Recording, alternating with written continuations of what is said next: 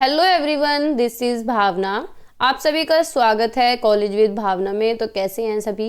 Hopefully सब अच्छे होंगे। क्लासेस चल रही हैं एमएड फर्स्ट सेम की, और कुछ लोगों को डाउट हो रहा था एमएसयू के एग्ज़ाम चल रही हैं, जो मां शाकुंभरी यूनिवर्सिटी है ना, उसके एग्ज़ाम हो रहे हैं, यानी कल उसी का ही पेपर था। तो जो सीसीएस वाले हैं, सीसीएसयू जो यूनिवर्सिटी है, चौधरी चरण सिंह यूनिवर्सिटी, उनके 25 से हैं। ठीक है, तो ये आप लोगों का डाउट आ रहा था, कमेंट आ रही थी, तो मैंने पढ़ ली। तो इन लोगों का जो पेपर है, जो फर्स्ट पेपर हुआ है, वो मैंने टेलीग्राम पे अपलोड कर दिया है। तो जिन लोगों ने टेलीग्राम ज्वाइन नहीं किया हुआ है, आप लोग ज्वाइन कर लीजिए, जिससे जो भी अपडेट आए, जो भी चीज़ मैं आपको भेजूँ वो आप तक पहुँच जाए। ठीक है, टेलीग्राम कॉलेज विद भावना के नाम से अगर सर्च करेंगे तो भी आपको मिल जाएंगे। 6000 के आसपास वहाँ पे मेंबर्स जुड़े हुए हैं। ठीक है, अगर चैनल पे नए हैं तो लाइक शेयर सब्सक्राइब कर देना, वैसे तो कर ही देते हैं आप लोग। बाकी जिन लोगों ने नोट्स नहीं लिए हैं, ले सकते हैं। ठीक है, कॉन्टैक्ट नंबर मैं आपको दे देती हूँ, 790 690 1757। मैसेज कर सकते हैं व्हाट्सएप पे। ठीक है, तो स्टार्ट करते हैं। आज हम इसकी सेकंड यूनिट कंप्लीट कर लेंगे। फोर्थ पेपर चल रहा है ये आपका। और अब एमएसयू वालों का साइकोलॉजी का पेपर है, तो साइकोलॉजी की मैंने सारी क्लासेस करा दी हैं, सारे टॉपिक ऑलमोस्ट करा दिए हैं। तो आप क्लासेस देख सकते हैं, स्पीड बढ़ा के देख लीजिए। कंटिन्यूअसली आप क्लासेस देखेंगे, मुझे लगता है 10 से 12 क्लास होंगी, वो आपको देखनी है मुश्किल से। और कुछ ही क्लासेज हैं जो 1 आवर की हैं, बाकी कोई 20 मिनट 25 मिनट इतने की ही होंगी। ठीक है, यूनिट फर्स्ट हम इसकी कंप्लीट कर चुके हैं। ये आपका पेपर 4 है, history of Indian education and economic issues. Unit second आज कंप्लीट कर लेंगे। आज हम पढ़ेंगे secondary education commission, Kothari commission पढ़ेंगे, नेशनल कमीशन ऑन टीचर्स 1999। देखो ये टॉपिक बहुत कम देखने को मिलता है, ये आपको कहीं भी नहीं मिलेगा, बुक में भी नहीं मिलता है। National commission on teachers 1999।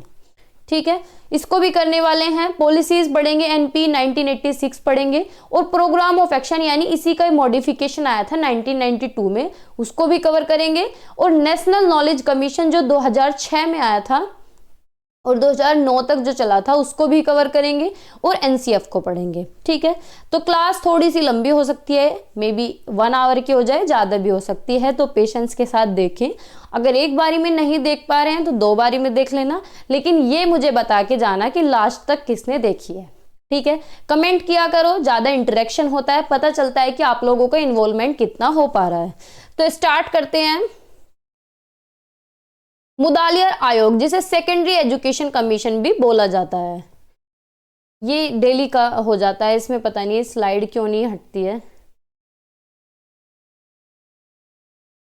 हो गई तो मुदालियर आयोग को पढ़ रहे हैं, मुदालियर कमीशन। 1951 में केंद्रीय शिक्षा सलाहकार बोर्ड यानी सेंट्रल एडवाइजरी जो बोर्ड है, देखो पेन कितना मोटा हो रहा है। चलो स्टार्ट करते हैं। 1951 में जो सेंट्रल एडवाइजरी बोर्ड है, केंद्र सरकार को माध्यमिक शिक्षा आयोग की स्थापना की सलाह दी। इन्होंने कहा कि भाई सेकेंडरी एजुकेशन पे काम होना चाहिए, प्राइमरी एजुकेशन पे बातें हो रही थी, लेकिन इन्होंने पूरा फोकस किया सेकेंडरी एजुकेशन पे। तो इसके तहत 23 सितंबर 1952 को माध्यमिक शिक्षा आयोग का गठन किया गया, जिसे सेकेंडरी एजुकेशन कमीशन या मुदालियर कमीशन बोला जाता है। जो इसके चेयरपर्सन थे या जिनके नेतृत्व में काम हुआ, वो थे मुदालियर। मुदालियर एक व्यक्ति का नाम है जिनके नेतृत्व में ये काम हुआ। तो उस समय मद्रास यूनिवर्सिटी के ये कुलपति थे। इन्हीं के नाम पे मुदालियर आयोग इसे कहा जाता है, या फिर सेकेंडरी एजुकेशन कमीशन कहा जाता है, क्योंकि इसके अंदर सारी जो बातें हैं वो सेकेंडरी एजुकेशन को लेके ही होती हैं। क्या बोलते हैं इसे? Secondary education commission. अब एग्जाम के अंदर सेकेंडरी एजुकेशन कमीशन भी आ सकता है या मुदालियर कमीशन भी आ सकता है। ठीक है, बात दोनों की एक ही है, क्योंकि इसमें सारा डिस्कशन सेकेंडरी एजुकेशन के ऊपर किया गया है, इसलिए इसे सेकेंडरी एजुकेशन कमीशन कहा जाता है। और मुदालियर कमीशन इसलिए कहा जाता है क्योंकि मुदालियर जो है, इन्हीं के नेतृत्व में इसका काम हुआ था पूरा। ये जो कमीशन था इसके उद्देश्य क्या थे? इसके उद्देश्य थे जो कंटेम्प्रेरी एजुकेशन है या कंटेम्प्रेरी यानी प्राचीन काल से जो पहले से चली आ रही है सेकेंडरी एजुकेशन, उसकी स्थिति का अध्ययन करना था कि भाई कैसी सिचुएशन उसकी चल रही है और उसमें क्या क्या चेंजेस आगे करने हैं, कैसे उसका हम पुनर्गठन करेंगे। प्रत्येक राज्य के माध्यमिक शिक्षा के उद्देश्य पाठ्यक्रम शिक्षण स्तर का अध्ययन करना, यानी हर एक स्टेट को देखना कि हर एक स्टेट में सेकेंडरी एजुकेशन का क्या सिचुएशन चल रहा है, क्या उसके एम है, कैसा करिकुलम हो रहा है और कैसा उसका टीचिंग लेवल चल रहा है, इस सारे की स्टडी करनी थी। मतलब इस आयोग का यही उद्देश्य था कि सेकेंडरी एजुकेशन को ओवरऑल देखना कि हर एक पर्टिकुलर स्टेट में या ऑल ओवर इंडिया में उसकी क्या सिचुएशन है। दूसरा, इन्होंने कहा कि भाई सेकेंडरी एजुकेशन को अगर हमें अपडेट करना है, आगे लेके जाना है, अपग्रेड करना है, तो हमें टीचर्स पे भी ध्यान देना होगा। तो टीचर्स की सैलरी पे भी इन्होंने बात की कि टीचर्स का वेतनमान और सेवा शर्तों का भी अध्ययन किया जाना चाहिए कि उन्हें कितनी सैलरी मिल रही है, अगर कम मिल रही है तो उस पर ध्यान दिया जाए और ज्यादा मिल रही है और काम नहीं हो रहा है तो उस पर ध्यान दिया जाए। हर राज्य में सेकेंडरी एजुकेशन की स्थिति का अध्ययन करना कि हर स्टेट में क्या सिचुएशन चल रही है। माध्यमिक स्तर की परीक्षा प्रणाली का अध्ययन करना है कि भाई एग्जाम पॉलिसी किस तरीके की है, एग्जामिनेशन कैसे कंडक्ट कराए जा रहे हैं, क्या सिचुएशन है एग्जाम की, और सेकेंडरी एजुकेशन से जितनी भी समस्या जुड़ी हुई थी उनका सबका समाधान सुझाना। ठीक है, ये इसका ऑब्जेक्टिव था। रिपोर्ट देखते हैं कि मुदालियर आयोग की रिपोर्ट क्या थी। तो आयोग ने हर एक राज्य में माध्यमिक शिक्षा का अध्ययन किया, भाई सारे में स्टडी की हर स्टेट में क्या प्रोसेस चल रहा है, क्या लेवल चल रहा है। तो इन्होंने जो विधि अपनाई, मतलब किस तरीके से अध्ययन किया, तो इन्होंने दो तरीके अपनाए। एक तो प्रश्नावली विधि की सबसे जा के हम पूछ रहे हैं या हर क्लास में, मतलब एक तरीके से सर्वे चल रहा है ना। एक इंटरव्यू मेथड के द्वारा इन्होंने पूरा उसका एक्सप्लोर किया, पूरा अध्ययन किया। तो जो इंफॉर्मेशन यहां से मिली उसके आधार पे इन्होंने रिपोर्ट तैयार की। कब? 29 अगस्त 1953 में, 1953 में 29 अगस्त को भारत सरकार को सौंप दी। पूरी स्टडी करने के बाद जो रिपोर्ट है वो तैयार करके भारत सरकार को दे दी। जो रिपोर्ट थी वो 244 पेजों की थी, उसके अंदर 14 चैप्टर्स थे, वो 14 चैप्टर में डिवाइड थी। मेन जो थे कि भाई माध्यमिक शिक्षा प्रणाली की कमियां देखना, जो तत्कालीन यानी पहले से जो कमियां होती आ रही हैं, जो प्रेजेंट में कमियां हैं वो देखना। दूसरा, उसकी विशेषताओं के सुधार के उपाय। ठीक है, इन्होंने आगे देखो जो खामियां हैं, मतलब एग्जिस्ट उस टाइम पे जो एग्जिस्ट कर रहा था सिस्टम, उसके डिफेक्ट क्या थे वो देखो कि उसमें क्या क्या कमियां थी। तो जो सेकेंडरी एजुकेशन था उसका मुख्य उद्देश्य केवल क्या था कि भाई सेकेंडरी एजुकेशन हो गई, 11th 12th पास हुई, फिर उसके बाद हायर एजुकेशन में, कॉलेज में, विश्वविद्यालय में बच्चे को प्रवेश दिला दिया। तो बस यही इनका मोटिव रह गया था। छात्रों में सहयोग, अनुशासन और नेतृत्व जैसे गुण विकसित नहीं होते थे। यानी बस फोकस क्या था कि 11वीं 12वीं पास की और ग्रेजुएशन में चले गए। ना तो उनके अंदर कोऑपरेशन डेवलप हो रहा था, ना डिसिप्लिन था और ना ही कोई नेतृत्व था। ठीक है, मतलब कोई भी इस तरीके का गुण उनके अंदर नहीं थे। तो ये कमियां थी। दूसरा, जो उनका करिकुलम था वो बिल्कुल भी प्रैक्टिकल नहीं था। तीसरा, जो पढ़ाने के तरीके थे वो भी बेकार थे। जो एग्जामिनेशन सिस्टम था वो भी त्रुटिपूर्ण था और जो टाइम पीरियड था वो भी स्ट्रिक्ट था, रिजिड था, अच्छा नहीं था। और जो बुक्स लगी हुई थी वो भी उनके मतलब की नहीं थी। सह शैक्षिक गतिविधियों की उचित व्यवस्था का अभाव था, यानी जितनी भी शैक्षिक गतिविधियां जो एक्टिविटी हो रही हैं टीचिंग से अलग, उनका वो भी नहीं हो पा रही थी। ना टीचर्स की नियुक्ति के लिए कोई एंट्रेंस था, ना कोई तरीका था, ना कोई भी सिस्टम नहीं था। ये सारे इसके डिफेक्ट थे, यानी जो चल रही थी लेटेस्ट में। अब इन्होंने क्या सजेशन दिए, मुदालियर कमीशन ने क्या सजेशन दिए कि भाई ऑर्गेनाइजेशन होना चाहिए सेकेंडरी एजुकेशन का, एक पूरा संगठन होना चाहिए। इसके संबंध में इन्होंने कहा कि 11 से 17 वर्ष का बच्चा इसके अंदर होना चाहिए सेकेंडरी एजुकेशन।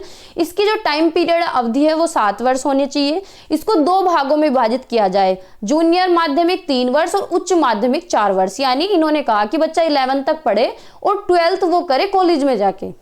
ठीक है, तो इन्होंने क्या किया, इंटरमीडिएट कक्षाओं को समाप्त कर 11 को माध्यमिक शिक्षा और कक्षा 12 को डिग्री पाठ्यक्रम के साथ जोड़ दिया। ये इसकी सबसे ज्यादा इंपॉर्टेंट लाइन है, क्योंकि ये ही यूनिक है। भाई इंपॉर्टेंट तो सारी है, लेकिन सबसे अलग तो यही है कि बस 11th क्लास तक इन्होंने किस्सा खत्म करके फिर 12th क्लास को ग्रेजुएशन से जोड़ दिया। उच्च माध्यमिक स्तर पर बहुउद्देश्य विद्यालय होने चाहिए और विविधीकृत पाठ्यक्रम शुरू किए जाएं, यानी मल्टी डायमेंशनल होने चाहिए। भाई ये ऐसे ही नहीं है कि सिर्फ एंट्रेंस एग्जाम हो गया या पढ़ लिए बात खत्म, अलग अलग उनके उद्देश्य होने चाहिए और डाइवर्सिटी होनी चाहिए। जो विकलांग बच्चे हैं, डिसेबल बच्चे हैं, उनके लिए स्पेशल एजुकेशन या स्पेशल स्कूल खोले जाएं। ठीक है, स्पेशल स्कूल्स खोले जाएं। एम क्या था सेकेंडरी एजुकेशन का इनके अकॉर्डिंग, कि डेमोक्रेटिक सोसाइटी होनी चाहिए, ये डेमोक्रेसी का जो उनके अंदर कमी है वो उसका विकास होना चाहिए। व्यवसायिक कौशल यानी जिससे कि वो अपने जीवन में कमा भी सके, तो वोकेशनल एजुकेशन या वोकेशनल स्किल भी उन्हें सिखाई जाए।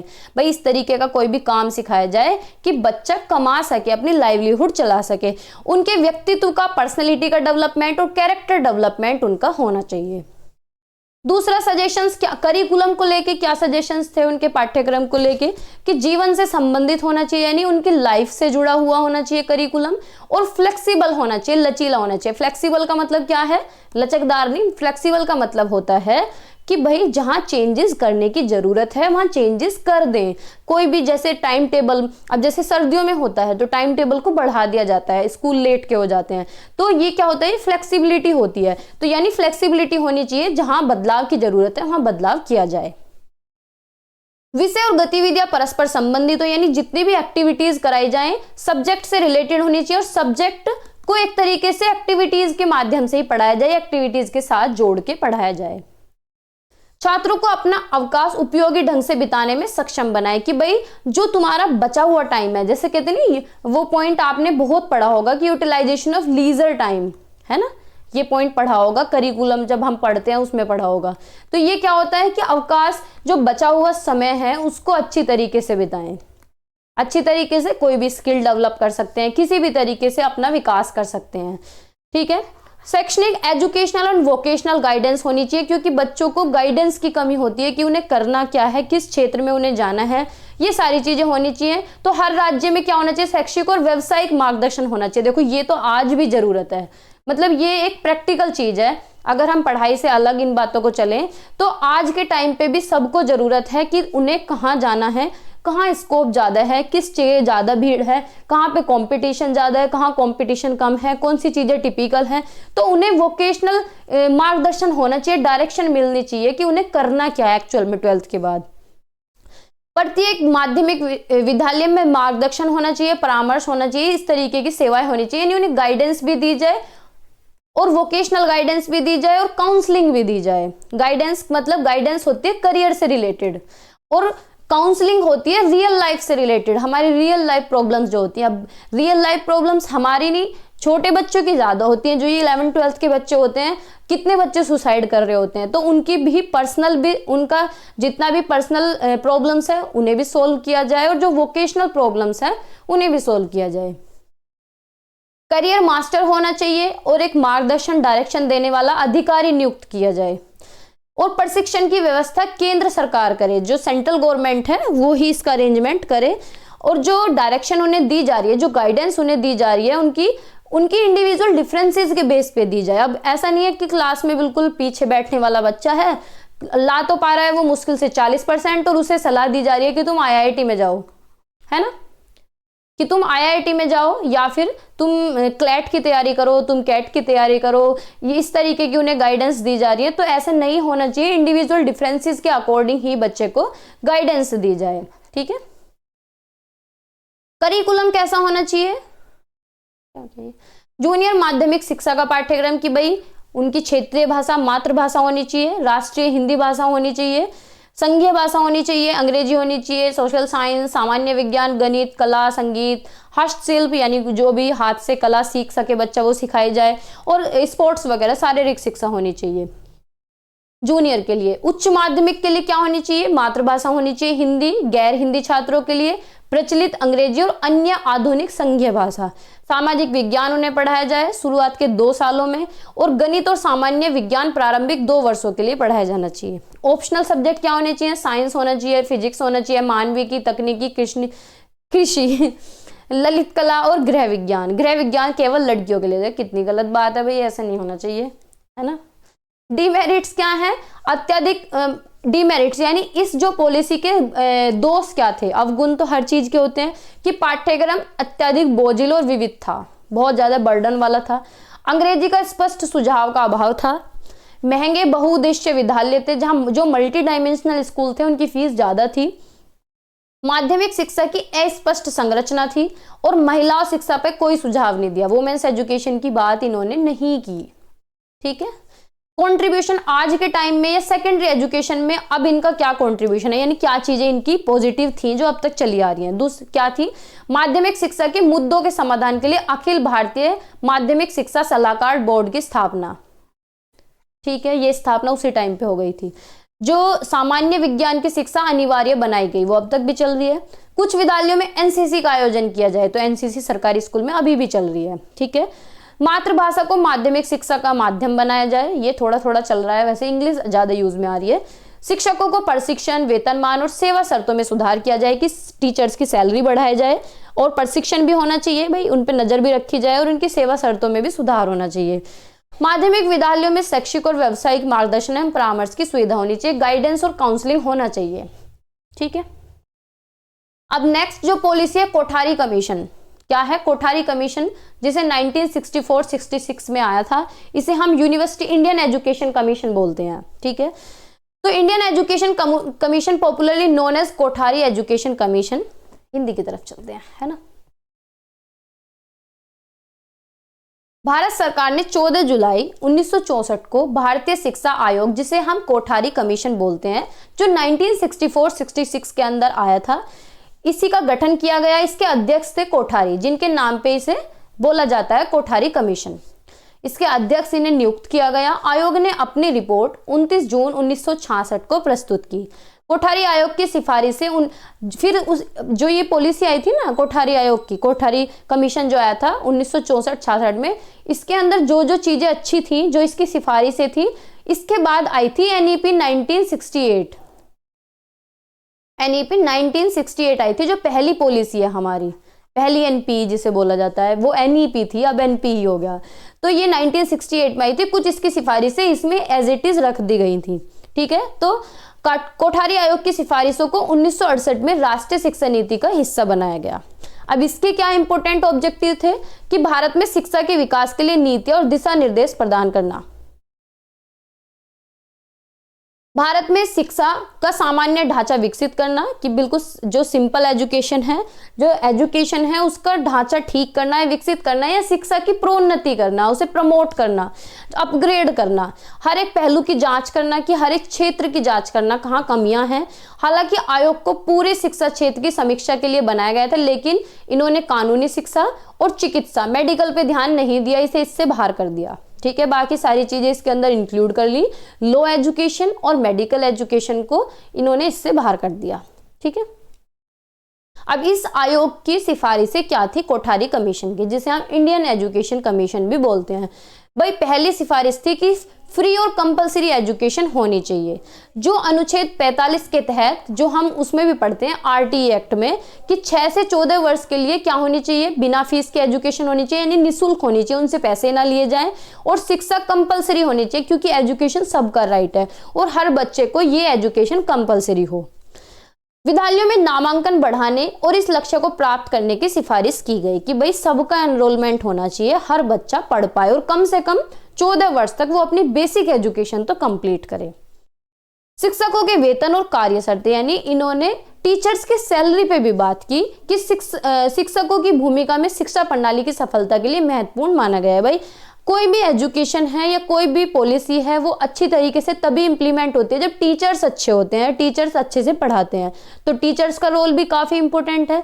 तो टीचर एक तो अच्छी योग्यता वाला होना चाहिए, रेस्पॉन्सिबल होना चाहिए, संतोषजनक सेवा करे, और इस सारी चीजों की इन्होंने वकालत की सिफारिश की कि भाई टीचर पे भी ध्यान दिया जाए। शिक्षकों को राष्ट्रीय और अंतर्राष्ट्रीय मुद्दों पर स्वतंत्र रूप से लेखन और शोध करने की स्वतंत्रता देने की सिफारिश की गई कि वो रिसर्च करें जो नेशनल या इंटरनेशनल टॉपिक्स होते हैं। कोठारी कमीशन और लैंग्वेज एजुकेशन, सबसे मेन जो पॉइंट है 3 लैंग्वेज फॉर्मूला इन्होंने दिया। ये फिर उसके बाद जो पॉलिसी आई 1968 वाली, उसमें भी इंप्लीमेंट किया गया। ठीक है, 3 लैंग्वेज फॉर्मूला। क्षेत्रीय भाषाओं का महत्व, यानी भारतीय भाषा और साहित्य को शिक्षा और सांस्कृतिक विकास के लिए महत्वपूर्ण माना गया। विश्वविद्यालय स्तर पर शिक्षा के माध्यम के रूप में क्षेत्रीय भाषा को बढ़ावा देने की सिफारिश की गई। यानी जो जब हम हायर एजुकेशन में चले जाते हैं या फिर कॉलेजेस में चले जाते हैं तो हम अपनी मदर टंग को या क्षेत्रीय भाषा को एक तरीके से भूल से ही रहे हैं, है ना। मतलब उस टाइम की भी बात है और आज भी यही है। तो इन्होंने कहा कि भाई क्षेत्रीय भाषा को बढ़ावा मिलना चाहिए। इन्होंने 3 लैंग्वेज फॉर्मूला दिया कि हिंदी भाषा राज्यों में क्या होना चाहिए, एक दक्षिण भारतीय भाषा होनी चाहिए, ठीक है। दूसरी, हिंदी और अंग्रेजी को शामिल करने की सिफारिश की। जो हिंदी क्षेत्र नहीं है, गैर हिंदी भाषा वाले जो राज्य हैं, उसमें उन्हीं की क्षेत्रीय भाषा होनी चाहिए और एक हिंदी लैंग्वेज होनी चाहिए और तीसरी अंग्रेजी को अपनाने का सुझाव दिया। यानी 3 लैंग्वेज कंपलसरी इन्होंने की कि अगर हमारे यहाँ हिंदी बोली जाती है तो कोई भी दूसरी भाषा और इंग्लिश होनी चाहिए, इंग्लिश के साथ कोई भी अलग एक भाषा ले सकते हैं। और जिन राज्यों में हिंदी नहीं बोली जाती, जो गैर हिंदी भाषी राज्य हैं, उनमें उनकी क्षेत्रीय भाषा, हिंदी भाषा और अंग्रेजी भाषा, ठीक है।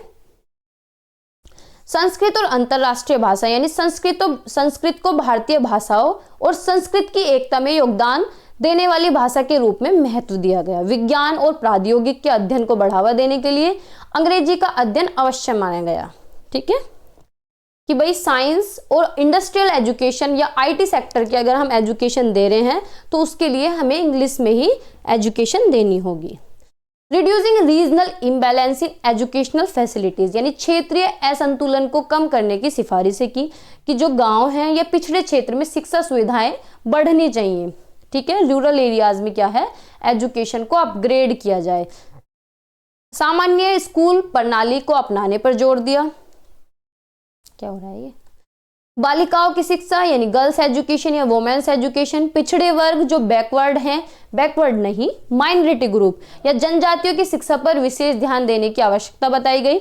और शारीरिक और मानसिक रूप से जो विकलांग यानी जो डिसेबल बच्चे हैं, उनके लिए अलग से प्रावधान होना चाहिए, या तो उनके लिए स्पेशल स्कूल्स हो या फिर उनके लिए स्पेशल फैसिलिटीज होनी चाहिए।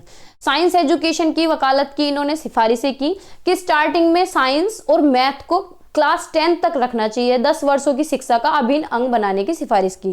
10 तक नहीं, शुरुआत के जो 10 वर्ष होते हैं उसमें भी उन्हें बेसिक मैथ और बेसिक साइंस पढ़ाया जाए। प्राथमिक स्कूलों में वैज्ञानिक शिक्षा के लिए नमूने, मॉडल और चार्ट की व्यवस्था होनी चाहिए। और जो उच्च प्राथमिक विद्यालय हैं उनके लिए प्रयोगशाला कम व्याख्यान कक्ष होने चाहिए, ठीक है। डेमोन्स्ट्रेशन मेथड वगैरह से या लेबोरेटरी के माध्यम से उन्हें पढ़ाया जाए, एक्सपेरिमेंटल लैब होनी चाहिए। एग्रीकल्चर और इंडस्ट्रियल एजुकेशन की सिफारिश की कि हर एक राज्य में कम से कम एक एग्रीकल्चर यूनिवर्सिटी या एग्रीकल्चर कॉलेज स्थापित की जाए, विश्वविद्यालय यानी यूनिवर्सिटी होनी चाहिए। औद्योगिक शिक्षा को बढ़ावा देने के लिए व्यवहारिक प्रशिक्षण को शिक्षा का हिस्सा बनाने की सिफारिश की। कृषि, उद्योग और तकनीकी कार्यबल की आवश्यकता की निरंतर समीक्षा की सिफारिश की। यानी इन्होंने कहा कि भाई एग्रीकल्चर को भी इंपॉर्टेंस दी जाए और आईटी सेक्टर को या इंडस्ट्रियल एजुकेशन को भी ध्यान में रखा जाए।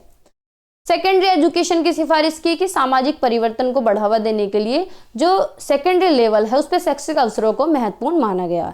सेकेंडरी लेवल पर उन्हें टेक्निकल एजुकेशन दी जाए, उन्हें वोकेशनल एजुकेशन की सुविधा प्रदान करें, उन्हें एग्रीकल्चर, व्यापार, स्वास्थ्य, गृह प्रबंधन और शिल्प जैसे क्षेत्रों में व्यावसायिक शिक्षा को शामिल करने की सिफारिश की कि उन्हें एग्रीकल्चर की नॉलेज हो, व्यापार की नॉलेज हो, ऑक्यूपेशन की नॉलेज हो, हेल्थ की नॉलेज हो और होम मैनेजमेंट की हो, और कोई भी स्किल जो हाथ की कला है उसमें उन्हें निपुण किया जाए। यूनिवर्सिटी एजुकेशन में लैबोरेटरीज होनी चाहिए, पुस्तकालय होनी चाहिए, लाइब्रेरीज होनी चाहिए और शिक्षकों और अन्य स्टाफ की उपलब्धता को ध्यान में रखते हुए विश्वविद्यालय में छात्रों की संख्या तय करने की सिफारिश की गई कि इतने छात्र होने चाहिए, इतने छात्र पे इतने टीचर होने चाहिए। स्नातकोत्तर पाठ्यक्रम, प्रशिक्षण और अनुसंधान के विशेष ध्यान देने की आवश्यकता बताई गई। यानी ग्रेजुएशन लेवल पे या फिर कॉलेज लेवल पे क्या होना चाहिए, रिसर्च भी होनी चाहिए कि हर चीज पे कोई भी नई चीज हो उस पे रिसर्च की जानी चाहिए। मास एजुकेशन, जन शिक्षा की बात की इन्होंने, यानी ओवरऑल पॉपुलेशन की जो ओवरऑल इंडिविजुअल हैं। लोकतांत्रिक संस्थाओं का सही संचालन और कृषि उद्योग में उत्पादकता बढ़ाने के लिए महत्वपूर्ण माना गया। सामाजिक और राष्ट्रीय सेवा कार्यक्रम के तहत साक्षरता अभियान को बढ़ावा देने के लिए शिक्षकों और छात्रों की भागीदारी पर जोर दिया। एजुकेशनल स्ट्रक्चर क्या होना चाहिए, 10+2+3 का स्ट्रक्चर की सिफारिश की गई। शिक्षा में निवेश बढ़ाकर क्या होना चाहिए, राष्ट्रीय आय को 6% तक करने की आवश्यकता बताई गई कि मतलब एजुकेशन का पैसा और बढ़ा दिया जाए। केंद्र और राज्य सरकार के बीच क्या होना चाहिए, कोऑर्डिनेशन होना चाहिए कि बातचीत करके एजुकेशन पे ध्यान दी जाए। और अन्य सिफारिशें क्या थी कि पाठ्य पुस्तक की गुणवत्ता बनाए रखने और उन्हें कीमती किफायती रखने की सिफारिश, यानी हर कोई, भाई देखो अगर बुक महंगी होगी तो नहीं ले पाएंगे, तो वो इतने दाम पे हो कि हर कोई अफोर्ड कर सके। परीक्षा प्रणाली को सुधारने की बात की और छात्रों के शारीरिक फिटनेस, खेलकूद को प्राथमिकता देने के लिए इन्होंने राष्ट्रीय कार्यक्रम की सिफारिश की। ठीक है, आगे चलते हैं। अब है national commission on teachers. National commission on teacher, जिसे हम चट्टोपाध्याय कमेटी भी बोलते हैं, चट्टोपाध्याय कमीशन भी बोलते हैं, ये 1983 से 85 तक इसने वर्क किया था। प्रोफेसर डीपी चट्टोपाध्याय जो हैं नेशनल कमीशन ऑन टीचर के चेयरमैन थे। ये पहली इसकी पॉलिसी थी और फिर दूसरी है national commission on teacher second, जिसे 1999 बोला जाता है। ठीक है, और ये वाली कब है, ये 1983 में आई, 85 तक ये इंप्लीमेंट हो पाई। तो ये एस्टेब्लिश हुई थी 1983 में और इसकी रिपोर्ट सबमिट हुई थी 1985 में। चट्टोपाध्याय कमेटी से ये कमीशन बोला जाता है और दूसरा नाम इसका क्या है, नेशनल कमीशन ऑन टीचर्स। यानी ये जो पूरा कमीशन था ये टीचर्स के ऊपर बात करता है कि टीचर्स किस तरीके के होने चाहिए, क्या उनकी क्वालिफिकेशन होनी चाहिए, क्या उनकी एबिलिटी होनी चाहिए, क्या उनकी सैलरी होनी चाहिए, सारी चीज़ों पर बात करेंगे। हिंदी की तरफ ही चल लेते हैं क्योंकि थोड़ा जल्दी भी हो जाता है और आप लोग हिंदी को ज़्यादा टच कर पाते हैं। वैसे मैं हिंदी इंग्लिश दोनों बैलेंस करके ही चलती हूँ। ठीक है, चलो आई यहां से स्टार्ट है। राष्ट्रीय शिक्षा आयोग फर्स्ट, तो डीपी चट्टोपाध्याय जो हैं इसके शिक्षक आयोग के अध्यक्ष थे। 1983 में इसे स्थापित किया गया, रिपोर्ट सबमिट हुई 1985 में। रिपोर्ट का नाम था शिक्षक और समाज। इसकी सिफारिश क्या थी कि 4 वर्षीय प्रशिक्षण कार्यक्रम होना चाहिए, यानी 12th करने के बाद 4 ईयर की इंटीग्रेटेड कोर्स होना चाहिए, जैसे कि BLED चल रहा है, मतलब अभी भी ऐसा नहीं है बंद हो गया, लेकिन अब आगे से क्या शुरू हो गया, ITEP, integrated teacher education programme. तो इन्होंने कहा कि 4 वर्षीय का इस तरीके का प्रोग्राम होना चाहिए जो सीनियर सेकेंडरी के बाद 4 वर्षीय प्रशिक्षण पाठ्यक्रम या अधिमानतः स्नातक और प्रशिक्षण की डिग्री, यानी इसमें ग्रेजुएशन की भी डिग्री मिले और टीचिंग कोर्स भी इसके अंदर ही इन्वॉल्व हो जाए, या फिर 5 वर्षीय वाला पाठ्यक्रम शुरू किया जाए। 5 वर्षीय का कैसा कि पहले बच्चा ग्रेजुएशन करे और उसके बाद कोई भी टीचिंग ट्रेनिंग कोर्स करे 2 साल का। ठीक है, यानी उसका इतना प्रशिक्षण कार्यक्रम होना चाहिए पाठ्यक्रम। भौतिक, ये सिफारिशें थी इनकी। भौतिक सुविधाओं में सुधार होना चाहिए कि 4 वर्षीय समेकित कॉलेज के लिए भौतिक सुविधाओं का विस्तार और सुधार किया जाए। बीएड पाठ्यक्रम की अवधि को बढ़ाना, पहले बीएड 1 साल की थी, इन्होंने कहा कि इसे 2 साल की बना दो, जिससे कि 2 ग्रीष्मकालीन महीने तक बढ़ाई जाए, यानी 2 समर उसके अंदर आ जाए, समर वैकेशन या समर पूरा इसमें 220 दिन हो और कार्यों के घंटे अधिक हों। प्राथमिक शिक्षकों के लिए 2 वर्षीय प्रशिक्षण होना चाहिए, यानी जो एलिमेंट्री टीचर बनते हैं 12वीं के बाद, जो BTC या DLED करते हैं, उनका प्रशिक्षण भी 2 साल का होना चाहिए, या अनिवार्य कर दिया जाए। टीचर्स का सिलेक्शन कैसे होना चाहिए, अच्छे शारीरिक स्वास्थ्य वाला टीचर होना चाहिए, उसकी लैंग्वेज एबिलिटी अच्छी होनी चाहिए, कम्युनिकेशन स्किल उसकी अच्छी होनी चाहिए और विश्व के प्रति सामान्य जागरूकता हो, पॉजिटिव उसका विजन हो, दृष्टिकोण और मानवीय संबंधों की क्षमता जैसे कारकों के आधार पर किया जाए। अनुप्रशिक्षित शिक्षकों और ऑन द जॉब प्रशिक्षण, यानी जो टीचर्स जॉब कर रहे हैं उनके लिए क्या होना चाहिए कि जो लोग जॉब कर रहे हैं उनके लिए उसके बाद पत्राचार और संपर्क कार्यक्रम के माध्यम से पूर्ण प्रशिक्षण उन्हें दिया जाए कि भाई उनके लिए भी कोई ना कोई टीचिंग ट्रेनिंग कोर्स होना चाहिए। स्वरूप कैसा होना चाहिए पाठ्यक्रम का, सामान्य शिक्षा और व्यावसायिक तैयारी को शामिल किया जाए। ठीक है, शिक्षा प्रायोगिक शिक्षक की नियुक्ति हो, यानी प्रत्येक शिक्षा महाविद्यालय में एक शैक्षिक प्रायोगिक शिक्षक की नियुक्ति अनिवार्य हो। संयुक्त जिम्मेदारी हो, यानी शिक्षक की तैयारी को शिक्षा महाविद्यालय और अभ्यास विद्यालय प्रैक्टिस स्कूल की संयुक्त जिम्मेदारी माना जाए। प्रैक्टिस टीचिंग को इन्होंने नाम बदल के क्या दिया, इंटर्नशिप, जो हम लोग करते हैं ना इंटर्नशिप। इन्होंने कहा कि टीचिंग ट्रेनिंग कोर्स के दौरान इंटर्नशिप होनी चाहिए, तो इन्होंने प्रैक्टिस टीचिंग को बदल के इंटर्नशिप का नाम दे दिया। इंटर्नशिप कम से कम तीसरे वर्ष में 4 सप्ताह या चौथे वर्ष में 3 सप्ताह की हो। ठीक है, कम से कम 1 महीने की इंटर्नशिप होनी चाहिए।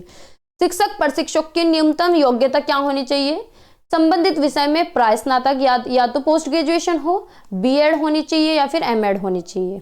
ठीक है, यानी टीचर्स को जो पढ़ाते हैं उनके लिए क्या डिग्री होनी चाहिए, एक तो उनकी ग्रेजुएशन हो गई और एक उनकी पोस्ट ग्रेजुएशन हो गई, साथ में 2 टीचिंग ट्रेनिंग कोर्स होने चाहिए, एक तो बीएड होना चाहिए और इसी में मास्टर्स एमएड होना चाहिए।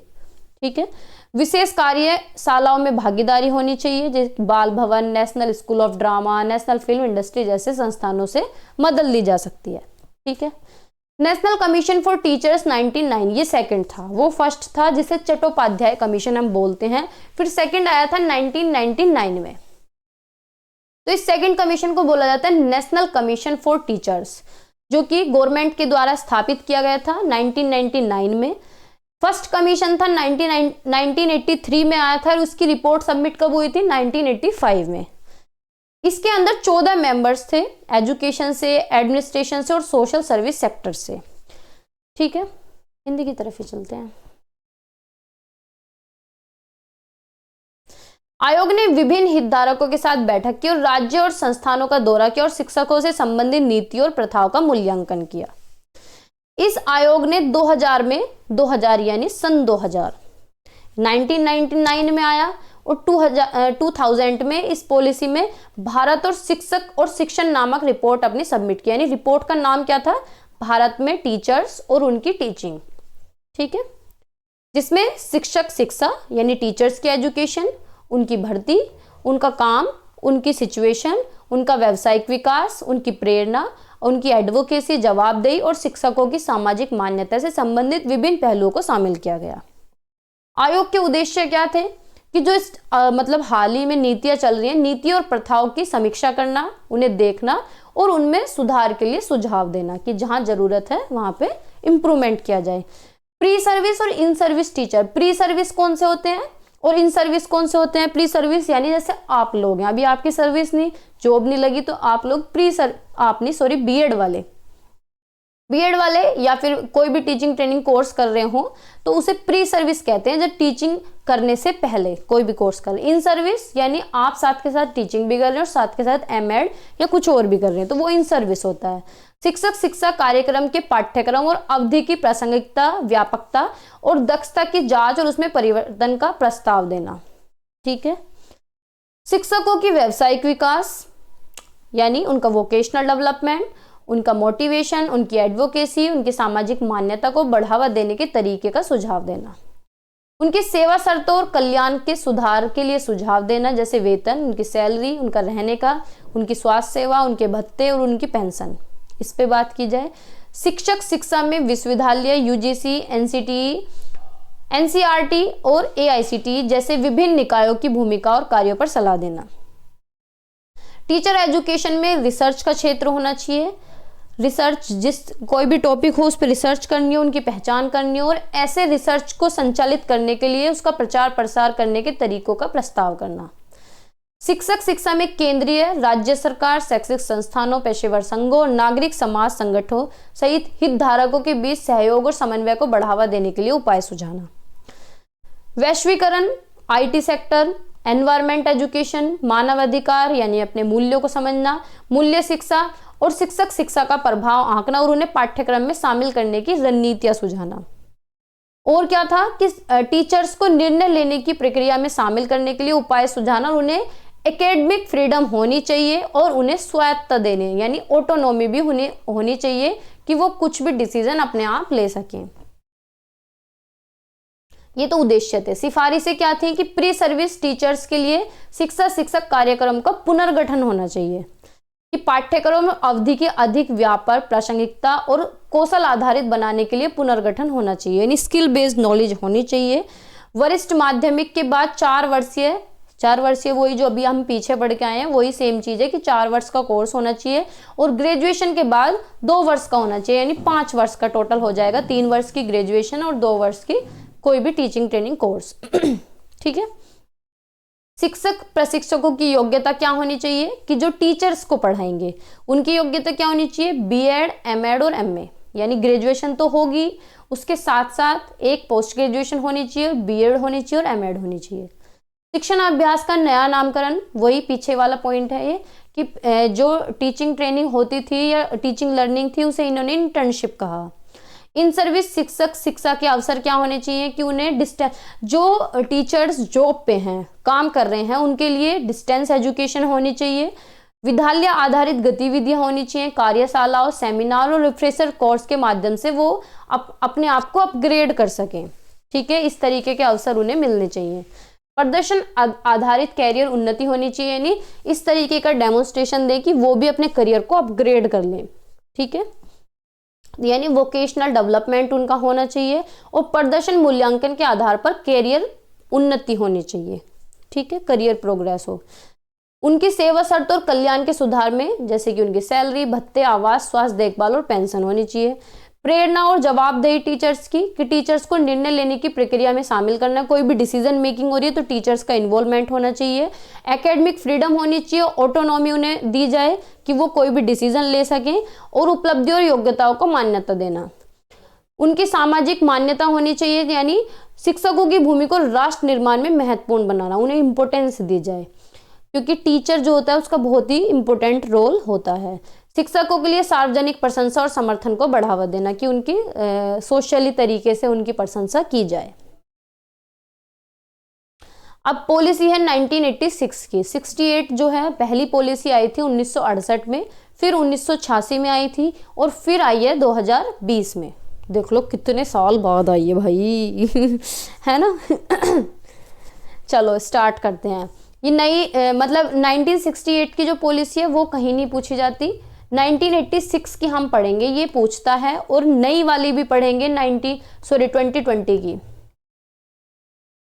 ठीक है, आज नहीं पढ़ेंगे 2020 की, लेकिन पढ़ेंगे। चलो स्टार्ट करते हैं। भारत सरकार द्वारा राष्ट्रीय शिक्षा नीति एनईपी भारत में किस लिए आई एनईपी? कि भाई एजुकेशन को इम्प्रूव किया जाए, इसे प्रमोट किया जाए, इसे प्रोग्रेस किया जाए, और जहां कमियां हैं वो कमियां पूरी की जाए। और यह नीति ग्रामीण और शहरी भारत में प्राथमिक शिक्षा से लेकर यानी प्राइमरी से लेकर हायर एजुकेशन तक पूरा कवर करती है। ये यानी हर एक पहलू पे ध्यान दिया गया, हर एक पॉइंट पे ध्यान दिया गया, तभी तो ये अब तक चल रही है। इसमें प्राइमरी भी है, सेकेंडरी भी है, हायर सेकेंडरी है, हायर एजुकेशन सारी है। ठीक है, तो पहली जो शिक्षा नीति आई 1968 में, उस टाइम पे कौन थे पीएम? इंदिरा गांधी थी, इंदिरा गांधी के कार्यकाल में लागू की गई थी। दूसरी आई थी राजीव गांधी के कार्यकाल में 1986 में, और तीसरी किसके में आई है? मोदी जी के काल में। ठीक है, 1986 जो है उस टाइम राजीव गांधी प्रधानमंत्री थे, इनके नेतृत्व वाली सरकार ने नई राष्ट्रीय शिक्षा नीति पेश की, यानी ये नई एजुकेशन थी उनके टाइम पे। पहली जो थी वो 1968 में आई थी, जो किसके कार्यकाल में आई थी? इंदिरा गांधी के। फिर दूसरी किसके में आई? राजीव गांधी के में, और तीसरी किसके में आई? मोदी जी के में। इसके अंदर इन्होंने ध्यान दिया वुमेन्स पे और SC ST पे। ठीक है, उनकी असमानता यानी उनके साथ जो पक्षपात हो रहा है, असमानता है, उसे दूर करने के लिए पॉलिसी लाई गई। यानी एक तरीके से ये इक्वलिटी पे, इक्विटी पे, सारी चीजों पे इन्होंने काम किया। अब इसका ओवरव्यू देख लेते हैं। स्ट्रक्चर क्या था इसका? इस एजुकेशन पॉलिसी का स्ट्रक्चर था 10 + 2 + 3, यानी 10th क्लास तक, फिर 11th 12th और फिर ग्रेजुएशन के 3 साल। अर्ली चाइल्डहुड केयर पे इन्होंने ध्यान दिया, शुरुआती दौर में बच्चे की एजुकेशन पे ध्यान देना, जिसे हम ECCE बोलते हैं। तीसरा क्या था कि सभी के लिए बराबर मौके होने चाहिए, इक्वल अपॉर्चुनिटी होनी चाहिए। सोसाइटी के अंदर जितने भी वर्ग हैं सभी के लिए, चाहे उनका बैकग्राउंड कुछ हो, चाहे उनका स्टेटस कुछ हो, चाहे उनका जेंडर कुछ हो, या उनकी लोकेशन कुछ हो। मिनिमम लेवल ऑफ लर्निंग होना चाहिए, यानी एक स्टैंडर्ड सेट किया जाए कि कितना किसको क्या पढ़ाना है। और एजुकेशन ऐसी होनी चाहिए कि बच्चे के लिए उसे लाइफ लॉन्ग के लिए प्रमोट किया जाए, कि पूरा जीवन वो सीखने के लिए अग्रसर हो। इक्वलिटी पे बेस्ड होनी चाहिए, यानी किसी के साथ कोई पक्षपात ना हो। सोशल जस्टिस होना चाहिए, सामाजिक न्याय होना चाहिए, और सबको इक्वलिटी मिले।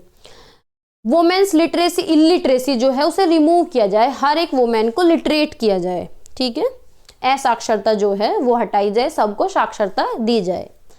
माइनॉरिटीज जो हाशिया ग्रुप हैं या जो पिछड़े वर्ग हैं उन पे भी ध्यान दिया जाए, और जो डिसेबल्ड लोग हैं उन पे भी फोकस किया जाए। जो डिसेबिलिटी से ग्रस्त हैं उनके लिए या तो स्पेशल एजुकेशन होनी चाहिए, स्पेशल स्कूल्स होने चाहिए, रिसोर्सेज होने चाहिए। नेक्स्ट क्या है, यूनिवर्सल एनरोलमेंट, यानी हर बच्चे का नामांकन होना चाहिए, हर बच्चे का एनरोलमेंट होना चाहिए स्कूल के अंदर, और सबको बेसिक एजुकेशन मिले, कम से कम बेसिक एजुकेशन तो यानी 14 साल तक तो हर बच्चा स्कूल में रहे।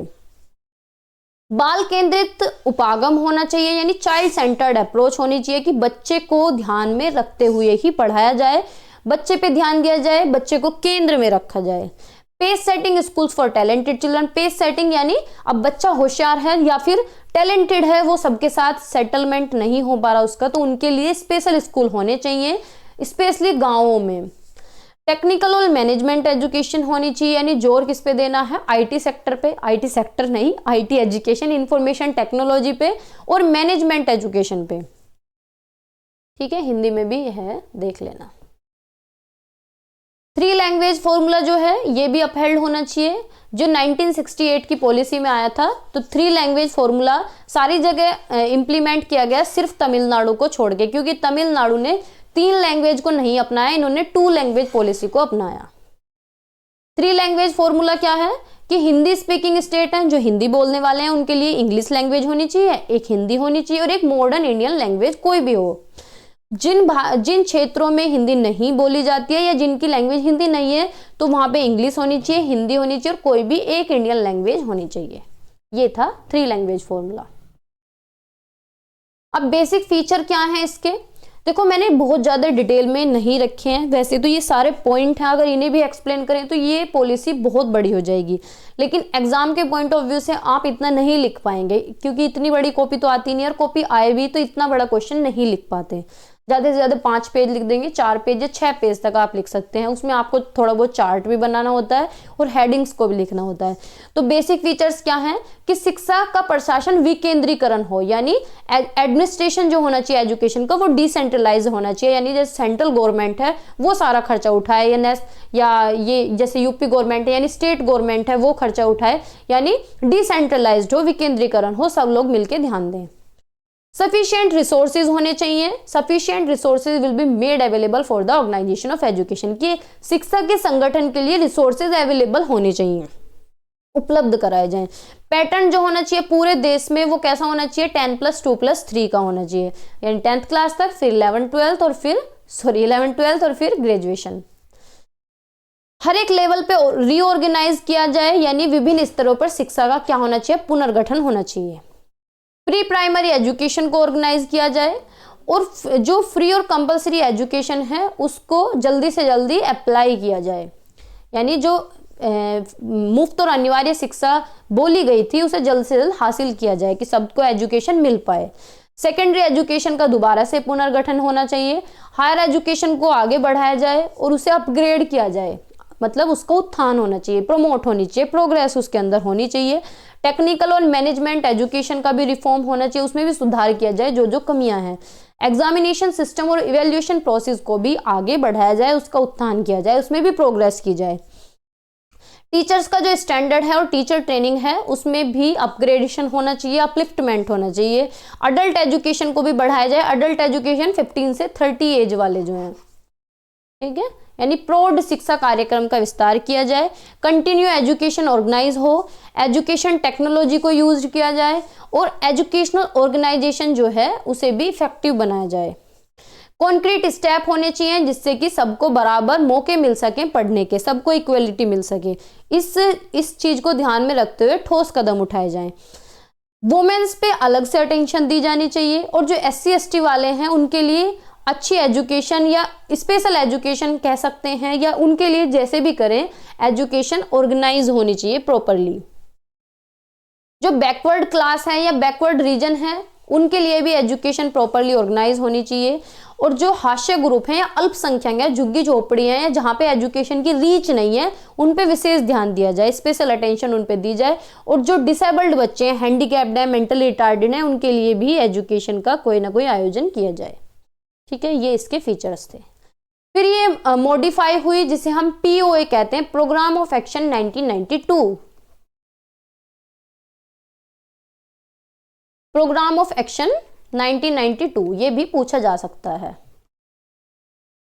तो ये क्या है, ये इसी का अपग्रेडेशन है या मॉडिफिकेशन है, मॉडिफिकेशन ऑफ NP 1986। इसी को मॉडिफाई किया गया है, मतलब जो पीछे कमियां थी वो थोड़ी थोड़ी इसमें और सुधार दी गई। यहां से पढ़ते हैं। तो POA 1992 ने राष्ट्रीय शिक्षा नीति 1986 को परिष्कृत और लागू करने की दिशा में एक महत्वपूर्ण कदम उठाया, यानी इसे अप्लाई करने में और जो कमियां थी उन्हें ठीक करने में। तो इसके मौजूदा नीतिगत ढांचे में कई महत्वपूर्ण संशोधन और जोड़ दिए गए, जिनका उद्देश्य सभी स्तरों पर शिक्षा की गुणवत्ता और पहुंच को बढ़ाना था। यानी इसमें और कुछ संशोधन किया गया ताकि एजुकेशन को और भी क्वालिटेटिव बनाया जाए और एजुकेशन की जो एक्सेस है उसे बढ़ाया गया कि सब तक एजुकेशन पहुंचे। जैसे कि स्कूलों में 12वीं कक्षा का समावेश, कि 12वीं कक्षा को स्कूल प्रणाली का हिस्सा बनाया जाए, जिसमें छात्र से उच्च माध्यमिक विद्यालय या कॉलेज में पढ़े। साक्षरता अभियान पर जोर, यानी लिटरेसी पे फोकस था। तो इन्होंने ज्यादा फोकस किया कि हर बच्चा पढ़ सके, जिसमें स्कूल जाने वाले बच्चे और वयस्कों दोनों को शामिल किया गया। राष्ट्रीय साक्षरता मिशन की गरीबी उन्मूलन प्रयासों से जोड़ा गया, यानी इन्होंने इस मिशन को जोड़ा गरीबी से कि भाई अगर बच्चे एनरोल नहीं हो रहे हैं तो उसका कारण क्या है, गरीबी है। शैक्षिक संस्थानों को सशक्त बनाना, यानी राष्ट्रीय महत्व के शैक्षिक संस्थान जैसे UGC, NCT, NCERT आदि को प्रभावी बनाने के लिए क्या है, सशक्त करने का प्रस्ताव दिया कि भाई इन पे काम किया जाना चाहिए। और वोकेशनल और स्किल प्रशिक्षण होना चाहिए कि छात्रों के लिए ऐसे रास्ते भी होने चाहिए, मानो बच्चा पढ़ नहीं पा रहा है या कोई भी एजुकेशन में कमजोर है तो उसे ऐसी एक स्किल सिखाई जाए, या उसके लिए कोई भी ऑप्शनल होना चाहिए, वोकेशनल एजुकेशन होनी चाहिए ताकि वो अपनी आजीविका कमा सके, यानी कोई भी जॉब कर सके, कमा के खा सके, अपनी लाइवलीहुड चला सके। ब्लैक बोर्ड का विस्तार, ब्लैक बोर्ड कार्यक्रम जो ऑपरेशन ब्लैक बोर्ड है, ऑपरेशन ब्लैक बोर्ड जो है यानी प्रोग्राम आया था ऑपरेशन ब्लैक बोर्ड, इसको आगे बढ़ाया जाए। ऑपरेशन ब्लैक बोर्ड क्या था कि प्राइमरी लेवल पे और सेकेंडरी लेवल पे जो रिसोर्सेज अवेलेबल स्कूल के अंदर कराने थे उन रिसोर्सेज पे काम करना। तो ऑपरेशन ब्लैक बोर्ड कार्यक्रम को उच्च प्राथमिक स्तर तक विस्तारित किया जाना चाहिए, जिसमें क्लासेस होनी चाहिए, टीचर्स और शिक्षण सामग्री की व्यवस्था की गई। शिक्षा के लक्ष्य क्या थे कि माध्यमिक शिक्षा प्राप्त करने वाले छात्रों के लिए 1995 तक यानी 1995 तक ये मान के चल रहे थे कि शिक्षा का लक्ष्य पूरा हो जाएगा, और जो वोकेशनल एजुकेशन है उसे हम सन 2000 तक कामयाब हो जाएंगे वहां तक पहुंचाने में, कि जब तक सन 2000 आएगा ना, 2000 आएगा, तब तक हम वोकेशनल एजुकेशन पूरे देश में विस्तृत कर चुके होंगे। नवोदय विद्यालय की स्थापना की गई, तो विशेष रूप से ग्रामीण प्रतिभाशाली बच्चों के लिए नवोदय विद्यालय स्थापित किए गए, उनके लिए प्रस्ताव किया गया जिसमें SC ST के बच्चे थे, उनके लिए आरक्षण होना चाहिए। हायर एजुकेशन के लिए ऑटोनॉमी होनी चाहिए, ऑटोनॉमी यानी स्वायत्ता होनी चाहिए कि वो डिसीजन मेकिंग कर सके, तो तभी उनकी प्रोग्रेस होगी, तभी सुधार होंगे। ठीक है।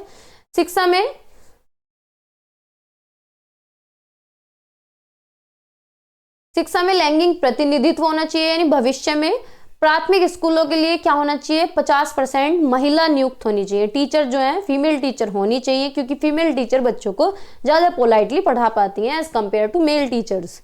तो प्राइमरी में ज्यादा फोकस होता है फीमेल टीचर्स पे। और एजुकेशन इन्होंने माना कि वर्ष 2000 तक क्या हो जाएगी, कंपलसरी हो जाएगी, और फ्री एजुकेशन का जो लक्ष्य हम लेके चले हैं ये पूरा हो जाएगा। तो इन्हें तब तक स्थापना की जानी थी कि ये पूरा मिशन तब तक कंप्लीट हो जाएगा।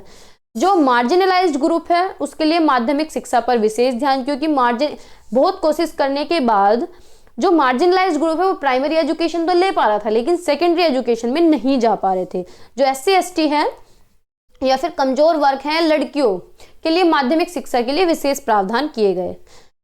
नेशनल इवोल्यूशन हुआ, मूल्यांकन संघ बनाया गया, जिसे कि परीक्षा सुधारों के लिए राष्ट्रीय मूल्यांकन संघ की स्थापना का प्रस्ताव दिया गया। शिक्षा के लिए धन आवंटन यानी 6% उसे बढ़ाया गया, जो राष्ट्रीय आय थी, जो शिक्षा का पैसा आता था उसे 6% और बढ़ाया गया। ठीक है, तो ये था अपग्रेडेशन। अब है नेशनल नॉलेज कमीशन 2006 to 2009। इसमें सारा ज्ञान विस्तारण की बात की गई इस कमीशन के अंदर। ये कमीशन ज्यादा टाइम के लिए नहीं चल पाया, 2014 में ये पूरा समाप्त हो गया। मनमोहन सिंह के राज में आया था। तो 20वीं सदी के दौरान दुनिया में ज्ञान के क्षेत्र में जबरदस्त विस्फोट हुआ। तत्कालीन प्रधानमंत्री मनमोहन सिंह ने देश को आगे ले जाने के लिए ये जो पॉलिसी है, ये जो कमीशन है, इस कमीशन को लाया गया। अब विचारणीय बिंदु यह था कि लोगों को यह ज्ञान किस रूप में और कैसे दिया जाए, तो भारतीय समाज को कैसे ज्ञानवान बनाया जाए, यानी ये चाहते थे कि पूरी इंडिया जो है वो नॉलेजेबल हो। तो इसके लिए इन्होंने ठोस कदम उठाए। तो 13 जून 2005 को सैम पिट्रोडा की अध्यक्षता में, सैम पिट्रोडा कमेटी की अध्यक्षता में इस आयोग का गठन किया गया। उनके अलावा इसमें और भी बहुत सारे मेंबर थे, 7 प्रसिद्ध इसके अंदर विशेषज्ञ थे। इस आयोग ने अपना काम शुरू किया 2006 में। राष्ट्रीय ज्ञान आयोग के नाम से इसे जाना जाता है। अक्टूबर 2008 में समाप्त होने वाला था, लेकिन काम अच्छा कर रहा था, इसलिए इसे 2009 तक बढ़ा दिया। लेकिन 2014 में सरकार बदल गई, फिर इस आयोग को समाप्त कर दिया गया। अब इसके क्या ऑब्जेक्टिव थे कि शिक्षा में उत्कृष्टता का निर्माण, कि शिक्षा में क्या है, एक्सीलेंस आना चाहिए, शिक्षा को अपग्रेडेशन होना चाहिए कि भाई 21वीं सदी की जितनी भी चुनौतियों का सामना करना है, ऐसी एजुकेशन पॉलिसी होनी चाहिए, ऐसी प्रणाली होनी चाहिए कि बच्चे एजुकेशन में चीजें सीख के जो आगे चैलेंजेस आ रहे हैं उन्हें टैकल कर सकें। तो शिक्षा की गुणवत्ता को बढ़ाना और ज्ञान आधारित क्षेत्रों में भारत की प्रतिस्पर्धात्मक बढ़त सुनिश्चित करना शामिल था। ठीक है, यानी बच्चों को नॉलेज होनी चाहिए जिससे कि वो compete कर सकें। ज्ञान सर्जन को प्रोत्साहन देना, यानी प्रमोट नॉलेज क्रिएशन। तो इनका जोर क्या था कि रिसर्च पे ज्यादा फोकस किया जाए, रिसर्च को बढ़ाया जाए, इनोवेशन, साइंस और टेक्नोलॉजी में कुछ नवाचार लेके आया जाए, लेबोरेटरीज होनी चाहिए पूरे ऑल ओवर इंडिया के अंदर। यानी इन्होंने ज्ञान को बढ़ाने की बात की कि भाई एजुकेशन में एक्सीलेंस होना चाहिए, नॉलेज क्रिएट होनी चाहिए, ज़्यादा फोकस होना चाहिए रिसर्च पे, अनुसंधान पे, कुछ नया करने पे साइंस और टेक्नोलॉजी के फील्ड में। इंटेलेक्चुअल प्रॉपर्टी मैनेजमेंट को इंप्रूव किया जाए कि NKC sought to better manage institution engage in intellectual property right to encourage innovation and protect intellectual assets. Knowledge को अप्लाई किया जाए कहाँ पे, एग्रीकल्चर में और इंडस्ट्री में। तो इस कमीशन का एम था कि नॉलेज को, अपनी योग्यता को इंप्रूव किया जाए, प्रोडक्टिविटी को बढ़ाया जाए और कुछ नया किया जाए। किसके क्षेत्र में, कृषि के क्षेत्र में।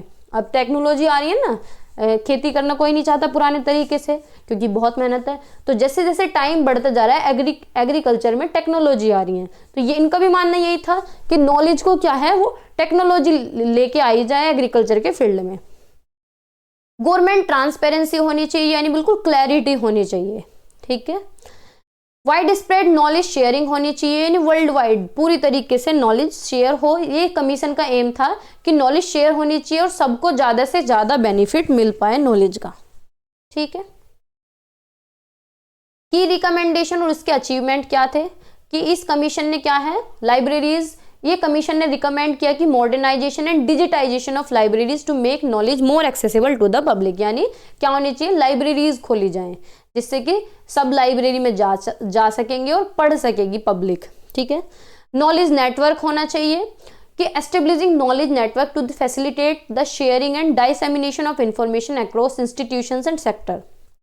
ई गवर्नेंस होना चाहिए कि प्रमोटिंग ई गवर्नेंस जिससे कि एफिशिएंसी बढ़ सके, ट्रांसपेरेंसी बढ़ सके गवर्नमेंट सर्विसेज में। ट्रांसलेशन एंड लैंग्वेजिंग, यानी ट्रांसलेशन इनिशिएटिव्स होने चाहिए जिससे कि नॉलेज मल्टीपल लैंग्वेज में दी जा सके और लिंग्विस्टिक डाइवर्सिटी हो सके। नेशनल पोर्टल ऑफ इंडिया होना चाहिए, यानी एक नेशनल पोर्टल बनाया जाए जिससे कि कॉम्प्रिहेंसिव नॉलेज सब तक पहुंच सके। अब आ गया एनसीएफ 2005 जो कि बार बार आता है एग्जाम के अंदर। राष्ट्रीय पाठ्यचर्या की रूपरेखा 2005, हिंदी वाले इधर देख सकते हैं, इंग्लिश वाले ऊपर देख सकते हैं। अब तक 4 एनसीएफ आ चुके हैं। पहला जो एनसीएफ आया था 1975 में आया था, फिर 1988 में आया था, फिर 2000 में आया था और फिर 2005 में आया था जो कि अब तक चल रहा है। ठीक है,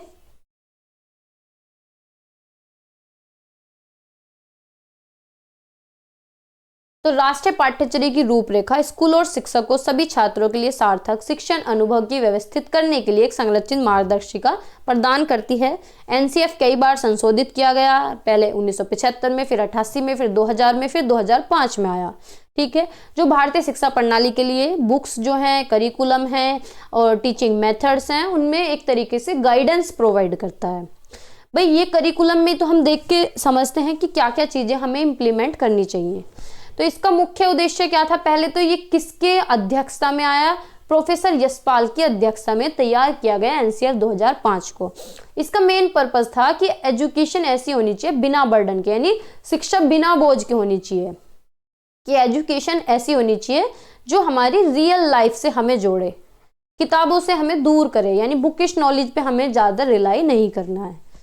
ऑब्जेक्टिव क्या थे इसके, नेशनल इंटीग्रेशन होना चाहिए, यानी सब एकजुट होके रहें, नेशनल यूनिटी होनी चाहिए, यानी एकता होनी चाहिए, संप्रभुता होनी चाहिए, इंटीग्रिटी होनी चाहिए, जिससे कि हम लिंग्विस्टिविटी को बढ़ा सकें और रिलीजियस डाइवर्सिटी को, सभी धर्म की हम क्या कर सकें, रेस्पेक्ट कर सकें।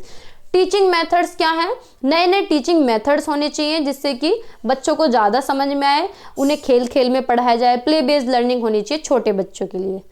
सामाजिक महत्वता होनी चाहिए, सोशल इंपोर्टेंस होना चाहिए, जिससे कि हम समाज की जो ज़रूरत है उन्हें भी एड्रेस कर सकें, उन्हें ध्यान में रख सकें, समाज के लिए सामाजिक संदर्भ में हम सोच सकें। एजुकेशन ऐसी होनी चाहिए जो हमारे सामाजिक संदर्भ से जुड़ी हुई हो, जो हमें एक एक्टिव सिटीजनशिप के लिए तैयार कर सके, यानी हम समाज में अपना सहयोग कर सके। मेंटल एंड इंटेलेक्चुअल डेवलपमेंट होना चाहिए। तो एनसीएफ 2005 प्रायोरिटाइज करता है इंटेलेक्चुअल डेवलपमेंट ऑफ स्टूडेंट, यानी बच्चों का बौद्धिक विकास होना चाहिए। इसका एम था कि बच्चे की कोग्निटिव स्किल डेवलप हो और वो फ्यूचर चैलेंजेस को टैकल कर सके, यानी फ्यूचर में जो भी चैलेंजेस आ रहे हैं, यानी उसके अंदर प्रॉब्लम सॉल्विंग स्किल्स भी डेवलप होनी चाहिए, समस्या समाधान कौशल विकसित होना चाहिए कि फ्यूचर में जो भी चैलेंजेस आ रहे हैं उनसे वो क्या कर सके, कॉप कर सके। Physical development, recognise the importance of physical wellbeing. NCF 2005 encouraged incorporating sports and physical activities, यानी बच्चे का शारीरिक विकास होना चाहिए, तो एजुकेशन के अंदर स्पोर्ट्स को भी जोड़ा जाए। टीचिंग ऑब्जेक्टिव क्या थे इनके, कि टीचिंग ऑब्जेक्टिव जो हैं वो आज की नीड से जुड़े हुए होने चाहिए। इंटरेस्ट इंपॉर्टेंस, यानी NCF 2005 student learning centred learning पे फोकस करता है, जिसे हम चाइल्ड सेंटर्ड लर्निंग भी कहते हैं, यानी बच्चे को केंद्र में रखा जाए, बच्चे की नीड्स, एबिलिटीज और उसके इंडिविजुअल डिफरेंसेस पे ध्यान दिया जाए, हर बच्चे के इंटरेस्ट को समझा जाए, उसके सर्वांगीण विकास पे फोकस हो, यानी उसका ऑल राउंड डेवलपमेंट हो, पूरी तरीके से उसका विकास हो, उसका कॉग्निटिव डेवलपमेंट हो, उसका फंक्शनल डेवलपमेंट और सोशल इमोशनल डेवलपमेंट हो, यानी उसका बौद्धिक विकास होना चाहिए, उसका कार्यात्मक विकास होना चाहिए, उसका संवेगात्मक विकास होना चाहिए, उसके संज्ञानात्मक विकास होना चाहिए, यानी सोचने समझने की शक्ति विकसित हो, काम भी अच्छे से कर सके, सोसाइटी में भी अपना रोल निभा सके, इमोशनली भी पूरी तरीके से डेवलप हो। संस्कृति का भी विकास होना चाहिए कि भाई हमारी जो संस्कृति है इसे संजो के रखे, इसे प्रिजर्व भी करे और इसे प्रमोट भी करे, इंडियन कल्चर को।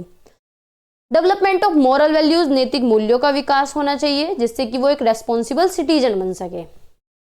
ठीक है, गाइडिंग प्रिंसिपल क्या थे इसके, देखो इस तरीके से आप चार्ट बना के आ सकते हैं कि क्या करें, connecting knowledge to life outside the school, यानी जो स्कूल में हम किताबी ज्ञान है उसे रियल लाइफ से रिलेट करें, रियल लाइफ से कनेक्ट करें, यानी स्कूल के अंदर की नॉलेज स्कूल के बाहर से जोड़ दी जाए।